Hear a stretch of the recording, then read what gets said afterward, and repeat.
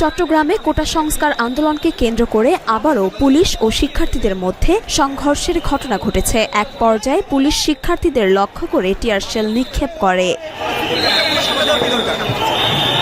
সোমবার বিকেল ৪টার দিকে নগরের কাতোয়ালী থানার চেরাগী পাহাড় মোড়ে সংঘর্ষের সূত্রপাত হয়। এর আগে বিকেল ৩:৩০ থেকে সেখানে জড়ো হয়ে শিক্ষার্থীরা স্লোগান দিতে থাকেন। ঘটনাস্থলে থাকা পুলিশ তাদের সরিয়ে দেওয়ার চেষ্টা করে। পরে পুলিশ শিক্ষার্থীদের লক্ষ্য করে টিয়ারশেল নিক্ষেপ করে। এতে শিক্ষার্থীরা ছত্রভঙ্গ হয়ে যান।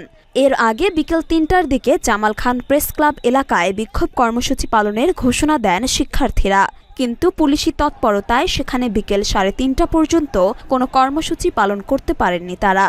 কয়েকজন শিক্ষার্থী জড়ো হওয়ার চেষ্টা করলে সেখান থেকে ৩ জনকে আটক করে পুলিশ। আটককৃতদের মধ্যে একজন চট্টগ্রামের একটি বেসরকারি বিশ্ববিদ্যালয়ের শিক্ষার্থী বলে জানা গেছে। পরে শিক্ষার্থীরা জামাল খান প্রেস ক্লাব থেকে কয়েকশো গজ দূরে গিয়ে চেরাগী পাহাড় মোড় এলাকায় বিক্ষোভ কর্মসূচি পালন করেন। সেখানে নারী শিক্ষার্থীদের অংশগ্রহণ বেশি দেখা যায়। এছাড়া দুপুর ৩টার দিকে নগরের কাজীর দেউরি এলাকায়ও জড়ো হওয়ার চেষ্টা করেন বিক্ষোভকারীরা। পরে সেখানে সেনাবাহিনীর কয়েকটা গাড়ি এসে অবস্থান নেয়। ঘটনাস্থলের পাশে পুলিশের একটি টিমও দেখা গেছে। নগর পুলিশের অতিরিক্ত উপকমিশনার কাজী তারেক আজিজ ঢাকা পোস্টকে বলেন, এমনিতে সভা সমাবেশ করলে পুলিশের কাছ থেকে অনুমতি নিতে হয়, কিন্তু তারা পুলিশ থেকে কোনো অনুমতি নেয়নি।